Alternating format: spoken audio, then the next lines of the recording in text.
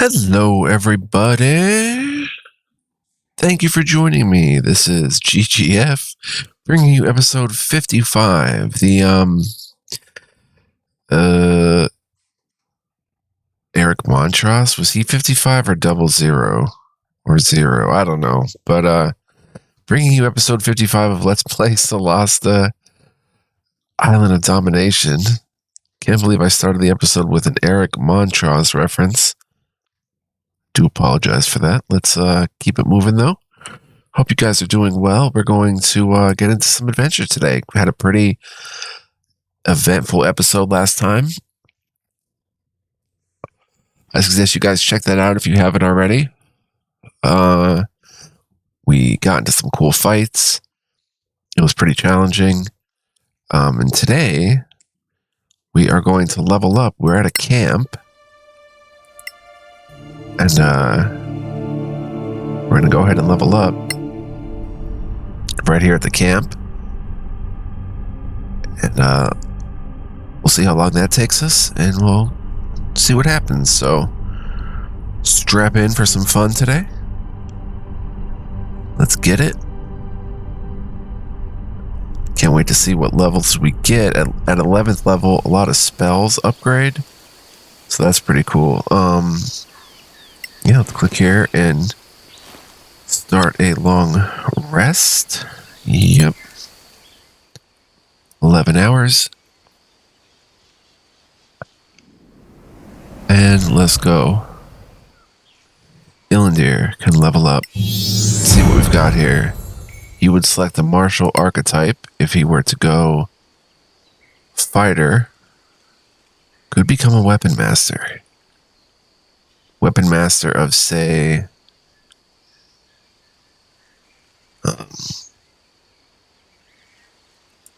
dagger, perhaps? But rogue, well, we got, he's 8 rogue, 2 fighter. Level 13, he gets arcane backlash. Level 17, essence thief. You can steal essence from one creature and use it to harm another.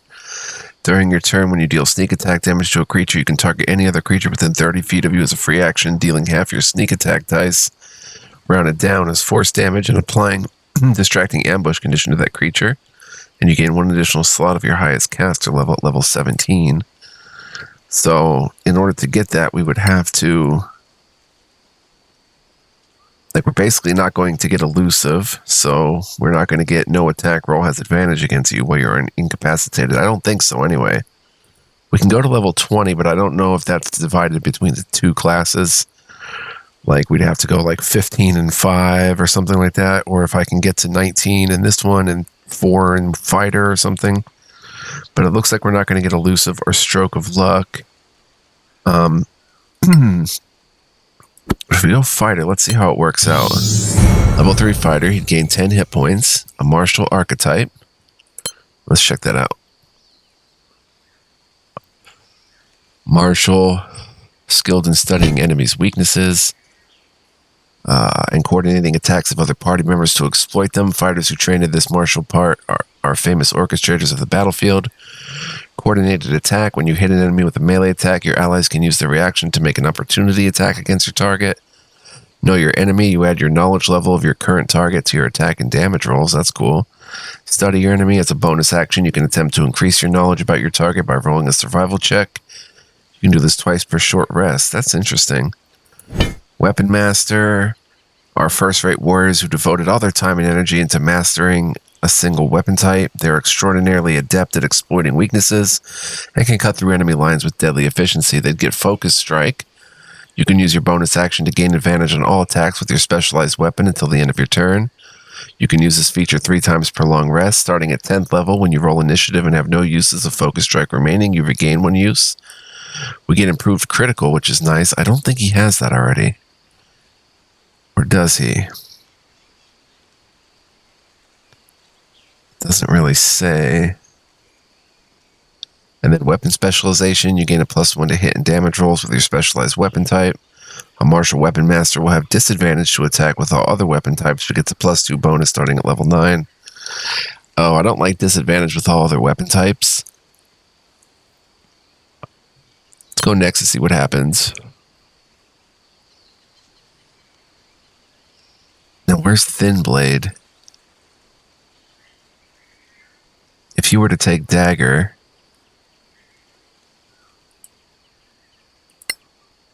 where would Thin Blade fall into?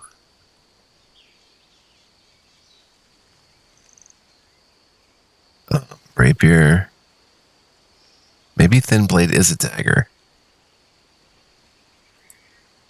Doesn't say.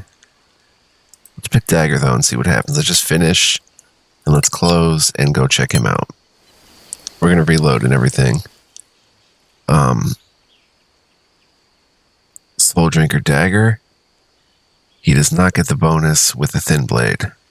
And in fact, he would have disadvantage with that. But to get a +1 on that dagger, so not good. But does he have already...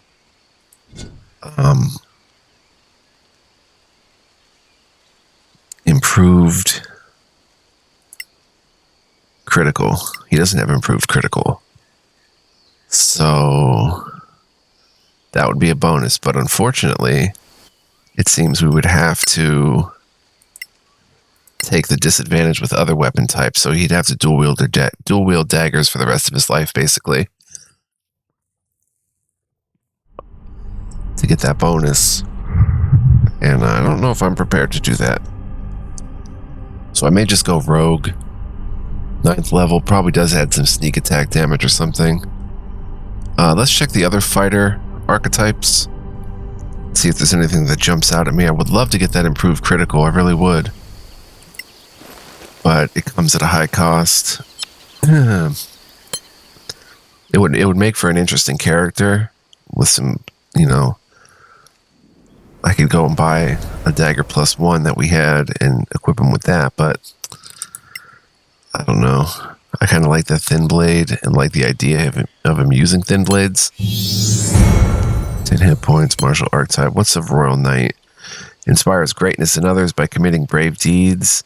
A Royal Knight is a skilled warrior, but one leading a band of allies can transform even the most poorly equipped militia into a ferocious warband.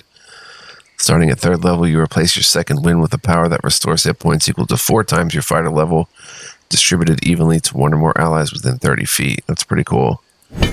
Tactician, ever vigilant. Gain your intelligence modifier to your initiative rolls. +2. Gambit dice, you gain 4d6 dice called Gambit dice. You can spend to use various gambits. Spent dice recharge on short or long rests. On certain levels, these dice increase in size. Learn 4 gambits, special maneuvers that use gambit dice and usually add the roll of the gambit dice to the attack's damage. Some of the gambits allow the target to make a saving throw to avoid effects. DC of those gambits is 8 plus your proficiency bonus plus your strength or dex or intelligence modifier, whichever is higher. Sharp mind, gain proficiency in 1 skill and expertise in 1 skill or tool. That's pretty cool. Let's see if we can learn the gambits, how that would work. Okay, right now we get another skill to add.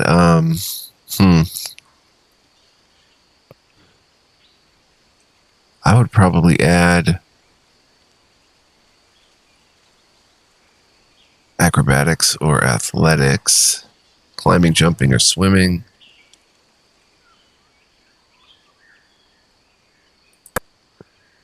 And subclass expertise, we get an expertise in like persuasion, which would be cool. Then we get we get to pick our 4 gambits. Use a bonus action to switch places with a creature. When a creature misses their attack against you and is more than 5 feet away from you, you can use reaction to spend a gambit die and make a single ranged attack against them. Provoke, reach, repel, precision, parry, knockdown. Wow. Brace, counter, debilitate. And these grow at some point, level 7 of tactician, so that's not going to happen. Unless I keep going fighter. But that is pretty cool. Precision, we'd probably get precision. We know how that works. Parry. You're about to be hit by a melee attack. You can spend a gambit die as a reaction to reduce the damage of the incoming hit by the gambit die roll plus double your proficiency bonus. Nice. I'd probably take parry. When a creature misses their attack, You can do a counter, embrace. When a creature enters reach of your melee weapon, I'd get knocked down too.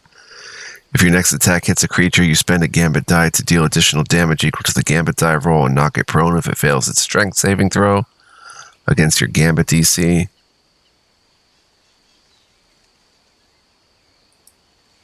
That'd be, oh man.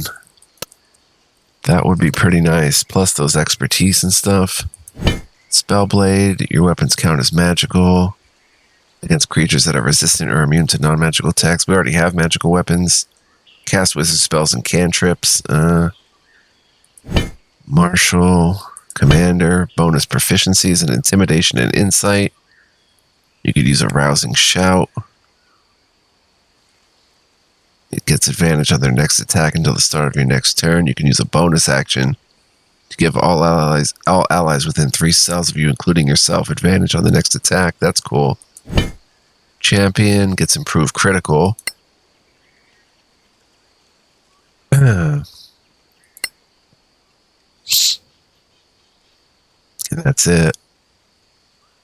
Spell shield gets improved warcasting. He doesn't really do that much. Weapon master.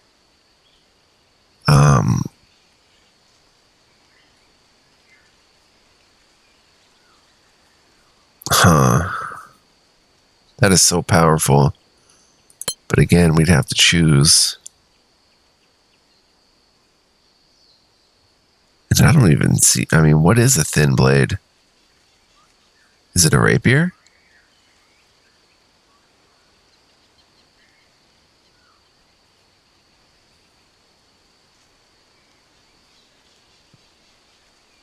Huh.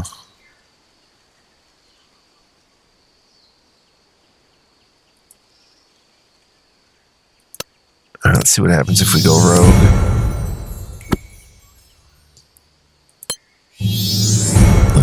Rogue 5 hit points, distracting ambush. Whenever you deal sneak attack damage to a creature, the creature suffers disadvantage on their next saving throw or ability check until the end of your next turn. And then we get to unlearn a spell if we want. We don't really use them too much. I'd get rid of Featherfall because we have the rings. This might be interesting. And learn. You can see invisible creatures. You can perceive invisible creatures. Fling rays of fire at one or more enemies. 2d6 damage, 3 targets. Color burst. Burst a luminous cube that briefly blinds anyone within 10 feet. AD10 is how many hit points of creatures the spell can affect. Inflicts blinded. Bound in ice. A burst of cold energy emanates from you in a 30-foot cone. Each creature in that area must make a con saving throw. On a failed save, the creature takes 3d8 cold damage and is hindered by ice formations for 1 minute or until it uses an action to break away the ice. A creature hindered by ice has its speed reduced to 0. On a successful save, a creature takes half as much damage and isn't hindered by ice. 6 targets in a huge cone. That's pretty cool. And per spell slot over level 2, we gain +1 die. That is pretty neat.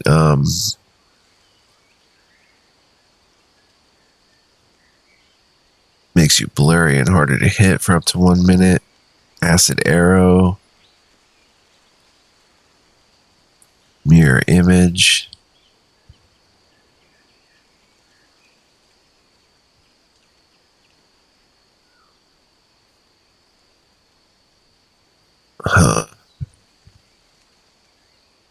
We can get a familiar.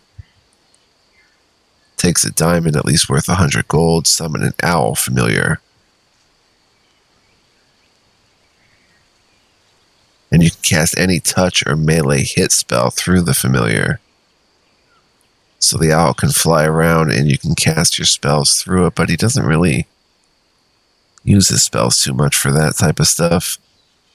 Chromatic orb. Takes a diamond worth at least 50. And does 3d8 damage of your choice.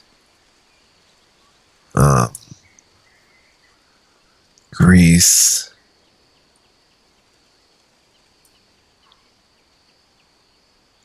Sharply increase gravity in a 10-foot radius sphere to crush and slow targets. 2d8 damage becomes speed is halved for 1 round burdened by gravity.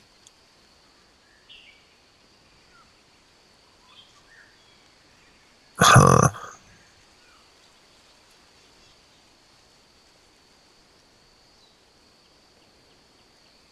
Magic missile.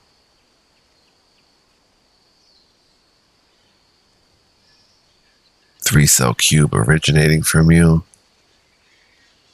Causes damage and pushes people away. I don't know. Ray of Enfeeblement is a con saving throw, inflicts weakened half damage on strength-based attacks. Web is a dex saving throw.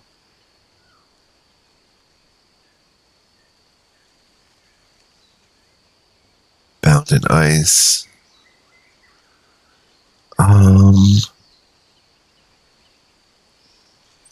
That's going to be hard to use on a 30-foot cone. This isn't bad with a range of what? Target is 5 targets. Anyone within 10 feet. I don't know. Levitate. See invisibility. I should probably just get see invisibility so we can see invisible targets. I don't know.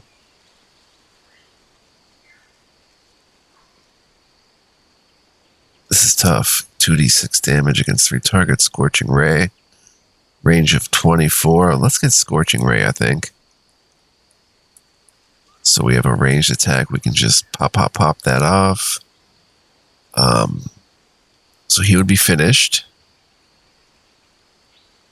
Let's look at Nibiria. Barbarian, additional rage use, animal aspect. Starting at 6th level, you gain a magical aspect based on the spirit animal of your choice. You can choose the same animal you selected at 3rd level or a different one. She's now 5 and 5. At fighter would get a feat. So both paths are pretty cool. Let's check this path and see what happens. 10 hit points. Increases your HP by 2 for every level you take in this class and grants you advantage on strength checks. HP would increase by 12. Eagle, you gain the eyesight of an eagle. You gain superior dark vision and keen sight. Wolf, you gain the hunting sensibilities of a wolf. You can track other creatures by keen smell and keen hearing. You also gain the ability of casting the Identify Creatures spell at will. I don't know if we need that.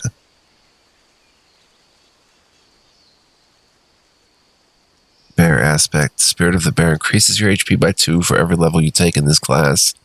It grants you advantage on strength checks. That's not bad, but if we go fighter, 9 hit points, and we get a feat, essentially. Which we could go...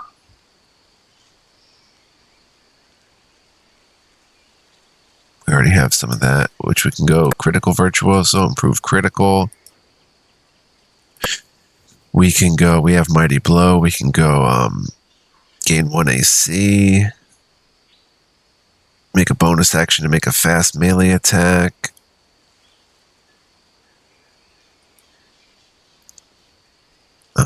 Unarmored. Crusher, increase your strength or con by 1 when you hit with all bludgeoning damage. Unarmored Expert, increase mental attribute by 1 when you're not wearing any armor. Your armor class is equal to... Oh, we tried this before. Right, she's at 16 AC now. 13 unarmored, 3 dex, 2 braces of defense. Oh, it should be 19. If we add this... we go charismatic. No, I'm sorry. If we go arcane defense and finish, let's close out and check her out again. Her arcane defense. All right, it'd go to 20, so she gets a 14 plus 3. That's pretty nice. Goes up 1 as well, so her intelligence goes up 1, which means her casting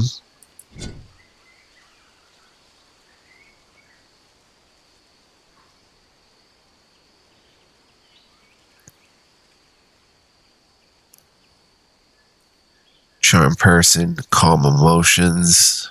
Can be used once per long rest. That's all she can do. So, oh, here it is.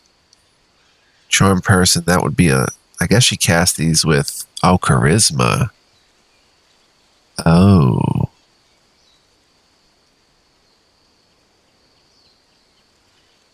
So actually, we'd probably want to add Charisma bonus, but then she would not get the 20 AC. So that's pretty interesting. So yeah, guys, if you haven't seen a level up episode of mine, you know there's a lot of reloading. We're trying different things. We're trying to achieve different things, explore different options. So we're in no hurry. Hope you guys are enjoying the more cerebral type of approach here of leveling up. That's what leveling up is. It's kind of, you know, choosing different options, trying to craft a character that you like. And this game really offers you a lot of options, so that's always cool. So even Nibiria, I don't know what we would do with her. And I keep the first roll of hit points at, well, we don't have to do it that way, but let's level up Ilandir. So at level 10, which would be next level, he gets a feat. Level 11, Reliable Talent. Whenever you make an ability check that lets you add your proficiency bonus, you can treat a d20 roll of 9 or lower as a 10. Level 12, he gets another feat. Then he gets Blind Sense. Slippery Mind, that's what we're going for, essentially. Level 15 with Rogue. But nothing really happening at level 9, unfortunately. Whereas Fighter at level 3, of course, gets a nice... In level 4, he gets a feat. Level 5, he gets the extra attack, but he already gets an extra attack. Well, no, he doesn't, actually. If we could take him to level 5 Fighter, he would get a second attack, not with the offhand weapon, but with the main hand weapon. So that's pretty nasty. Whereas if we come here, level 13, he can counterspell once per short rest at the highest level without expending a spell slot. That's pretty nasty.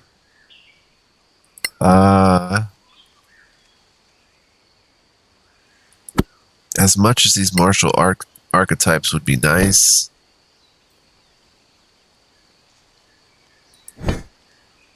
Remarkable Athlete, Superior Critical, Deadly Accuracy, Superior oh my gosh, that's level 15, we'll never get there.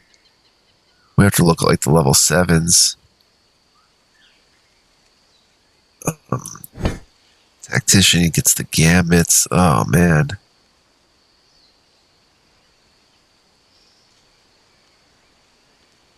Probably won't get to level 7, honestly, even. Let's go with Rogue and just get 9 hit points, Distracting Ambush. So that's cool. He's 9 Rogue, 2 Fighter. We'll unlearn Featherfall and grab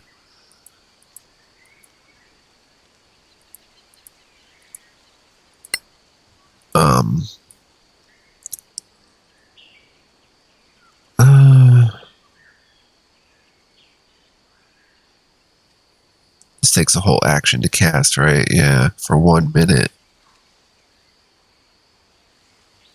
3 illusory duplicates of yourself appear in your space until the spell ends. Each time a creature targets you with an attack, roll a d20 to determine whether the attack instead targets one of your duplicates. If you have 3 duplicates, you must roll a 6 or higher to change the attack's target to a duplicate.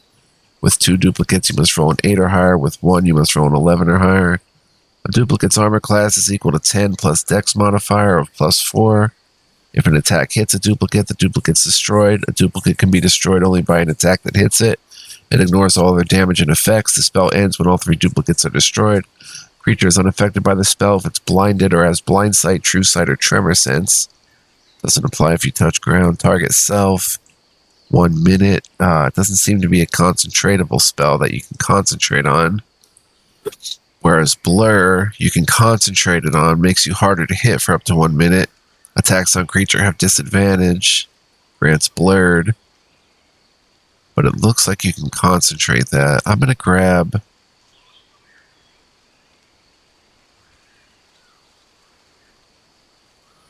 What would be something that gives me advantage? Because if I could get advantage, I can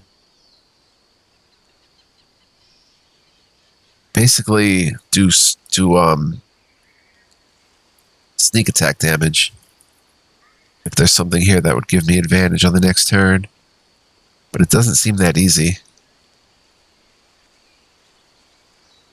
-2 armor class, cannot take reactions. Celerity boon. Burning hands. Grease, if they knock prone, that would actually give me an advantage. I can run up and do sneak attack damage while they're knocked prone.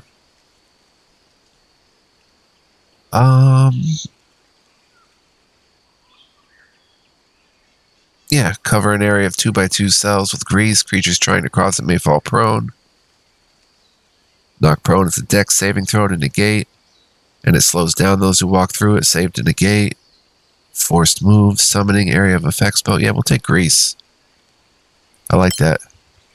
Alright, then we go with Nibiria again. She gets the animal aspect, additional rage use, or a feat. I'm a little more akin to go with a feat like Blade Mastery, +1 to attack and +1 to AC while wielding any of them. When you make an opportunity attack with the weapon, you have advantage on the attack roll. You automatically ready a melee or unarmed attack at the end of your turn if you took the attack action and missed. Devastating strikes. With great swords, you gain a +1 to attack rolls. Whenever you have advantage and hit, you deal extra damage of the same type equal to your strength or dex modifier. If the lower of the 2d20 rolls would also hit the target, whenever you land a critical, you roll additional weapon die and ignore target creature's resistances for that attack. Power attack, you've learned to trade accuracy to land deadlier blows. When attacking with melee weapons, you can choose to take a -3 penalty to your hit in order to do additional damage equal to 3 plus your proficiency bonus, so 7 damage. Slasher increases strength or dex by 1. When you hit a creature with an attack that deals slashing, you can reduce the speed of the target by 10 feet until the start of your next turn. When you score a critical hit, you grievously wound it. Until the start of your next turn, the target has disadvantage on all attack rolls. That's awesome. I think I'm going to go with that. Slasher. I'm looking at the other ones and I just don't see anything that also raises her strength or dex by 1.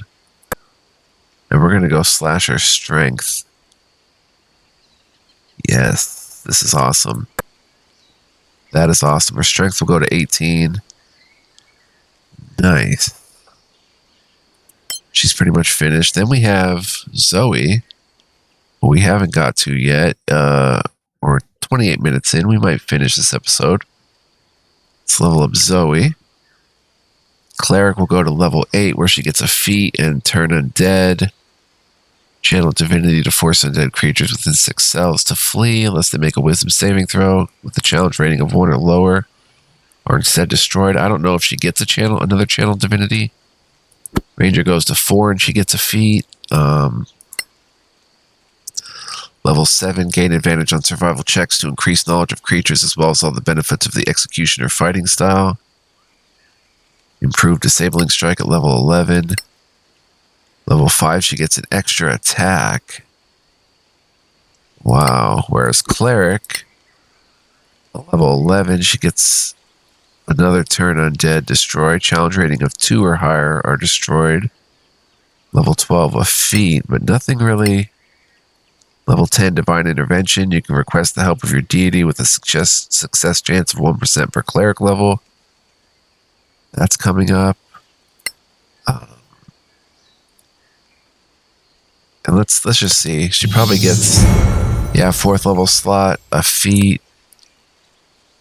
Oh, and Divine Strike. Once on each of your turns, when you hit a creature with a weapon attack, you can deal an extra 1d8 psychic to the target.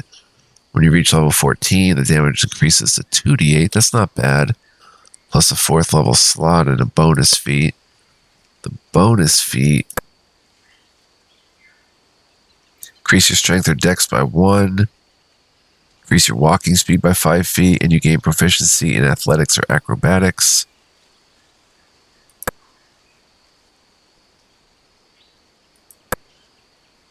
I'm not going to choose that, just seeing what goes into it. Plain magic.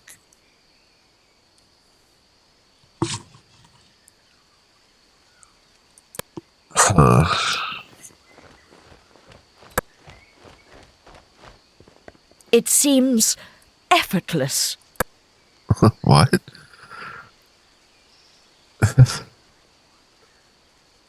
Increase wisdom by 1. You can use a bonus action to select a weapon. Its attacks count as magical. We don't really need that. At least I don't think we do. Bless soul. Your divine magic has left a spiritual mark on your soul, allowing you to express your faith more frequently. You gain 1 additional channel divinity usage between rests. You can add your spellcaster attribute modifier to the damage you deal with any cantrip in your repertoire. Slay thy enemies. You can use your bonus action and consume 1 ranger spell slot to focus your hunting knowledge against your enemies. You have a bonus to attack and damage equal to the spell slot level used up to a maximum of 3. Against favorite enemies, you gain advantage on attack rolls instead of attack roll bonus. It lasts for 2 rounds plus 1 round per slot level used. Wow, that's weird. You can use a channel divinity usage to restore a spent spell slot up to the maximum of a 3rd level spell slot. Alternatively, you may spend a 3rd level or higher spell slot to regain up to 3 channel divinity uses. Huh. That is pretty fluid.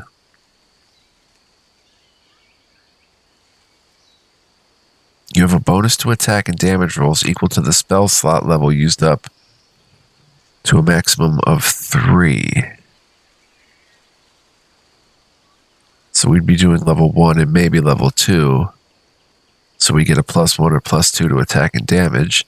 And against favorite enemies, which I think we picked giants, you gain advantage on attack rolls instead of attack roll bonus. You should gain advantage instead of the +1 or +2. And it lasts for 2 rounds, +1 round per slot level used. That is really cool.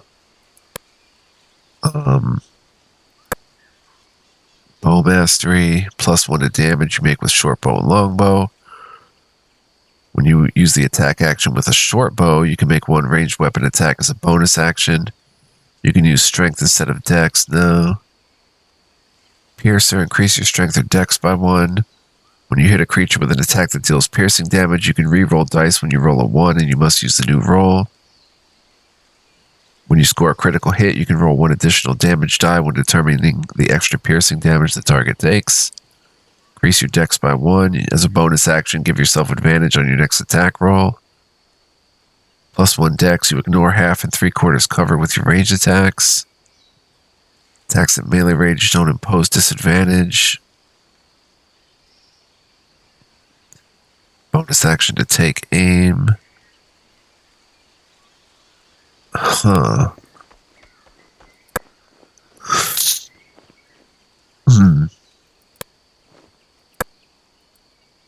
I would probably go...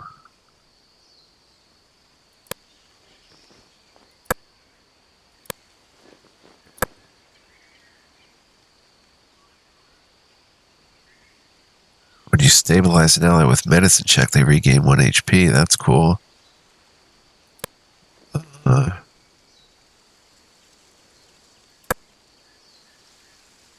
Sturdiness of the Tundra. We already have some of that. +1 con, proficiency with medium armor. Proficiency with warhammers, light and heavy crossbows. +1 strength, proficiency with heavy armor. That's how you get heavy armor.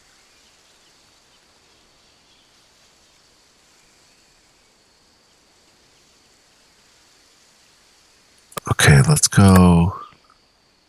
I'm going to go ahead and get spiritual fluidity or slay thy enemies.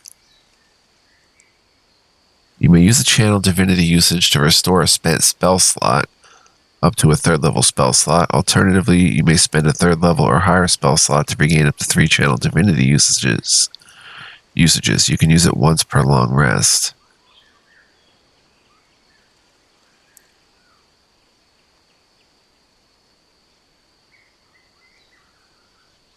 Or you can use your bonus action to consume 1 ranger spell slot to focus your hunting knowledge against your enemies.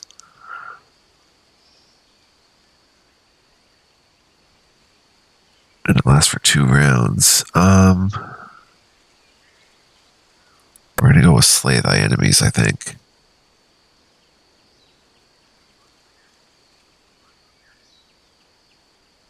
Okay, I don't know.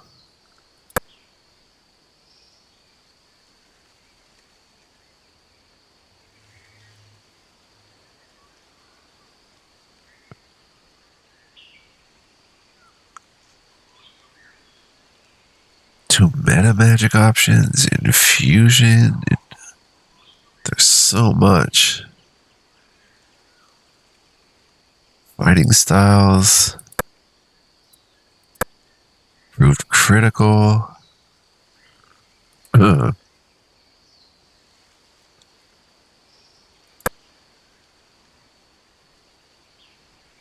want to go Ranger because she gets that extra attack at level 5.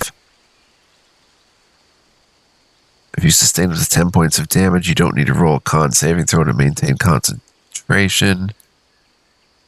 Train to maintain your concentration in the most extreme conditions. You will learn 1 cantrip that requires an attack roll.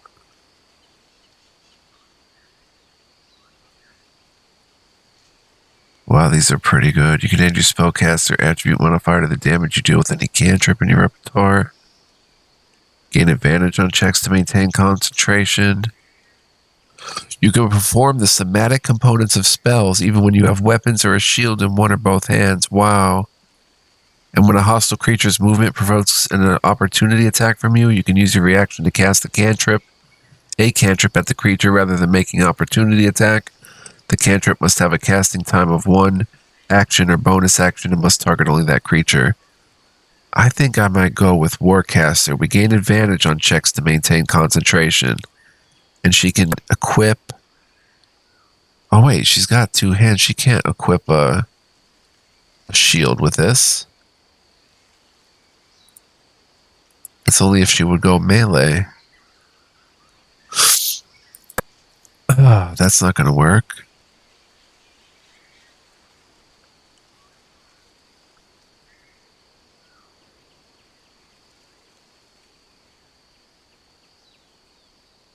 You can use strength. We don't want to use strength instead of dex.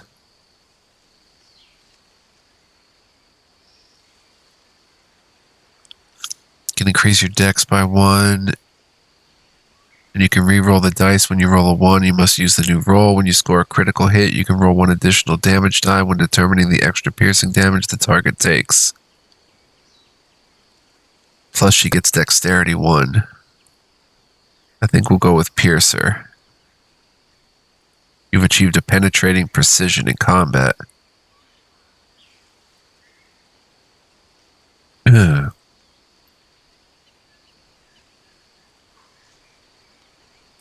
I think we'll go Piercer Dex. Get that 1 point of piercing. I mean that 1 point of dexterity. And then we've got finally, last but not least, Calandra, who's still a Warlock, who I'm really thinking should go into a level of fighter. Warlock gets a Mystic Arcanum, 6th level. Choose 1 spell of the specified level from the Warlock spell list as this Arcanum. You can cast this Arcanum spell once without expending a spell slot. You must finish a long rest before you can do so again. Let's check this out. This is interesting. 8 hit points, a 5th spell slot in the Mystic Arcanum. So we can unlearn an invocation. Advantage on con saving throws to maintain your concentration on a spell. Summon an elemental. Okay, we're fine. We don't want to unlearn any.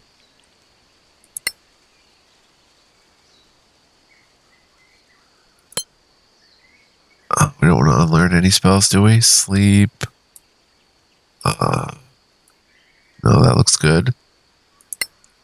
Mystical Arcanum, Circle of Death. A sphere of negative energy causes necrotic damage from a point you choose. 8d6 damage, save for half. It consumes a pearl. Worth at least 500. It's a con saving throw. Wow. Conjure Fey. Conjures a Fey creature of challenge rating 1 to 6 to fight alongside you. If you lose concentration, the creature stays but becomes hostile. We can conjure all those different types. An ape, an eagle, a bear. A green hag, a wolf, a dryad. Does not have any components that we need to worry about. Eye Bite.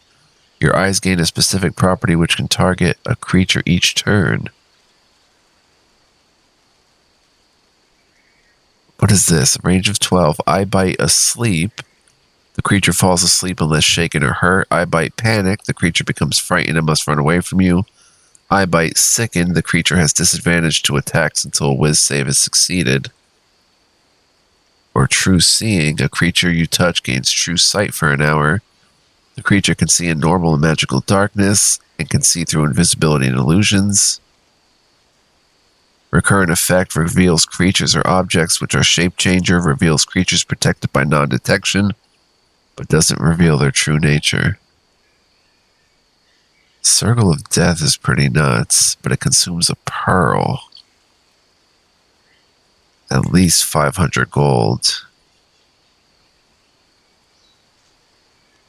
Conjure Fey doesn't.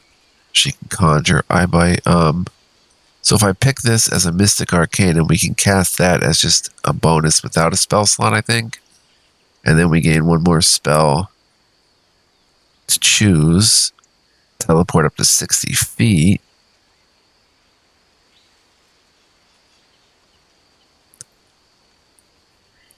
Dreadful Omen.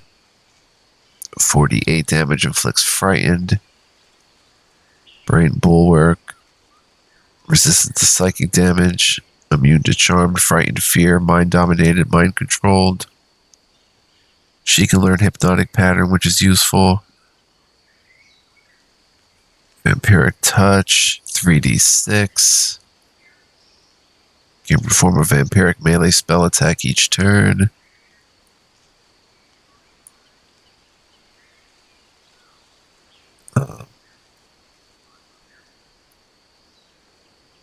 Hellish Rebuke is a reaction. When you're damaged within range, you can use your action to inflict fire damage back. 2d10 damage. It is a reaction, but it uses her very precious spell slots, so I don't think we're going to do that.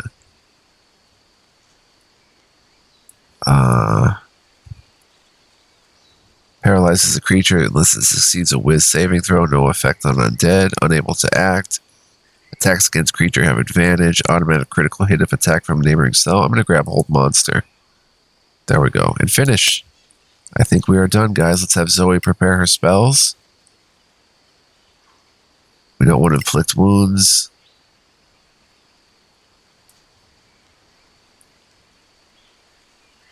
Mass Healing. Guardian of Faith. Freedom of Movement. Banishment Death Ward. She can learn Spirit Shroud. No, you have to hit a creature within 10 feet of you to do the extra damage. Elemental Weapon. Imbues a non-magical weapon with elemental magic. Create food. Beacon of Hope. I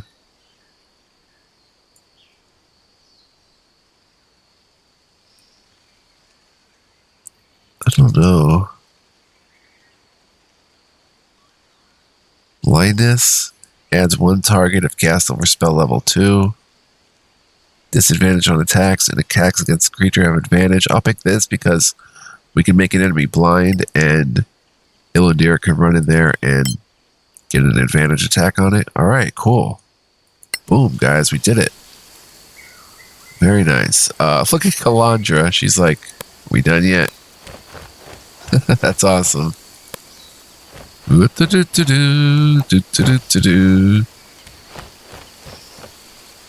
Wow. That's hilarious. All right, guys. We have done it. We have leveled up.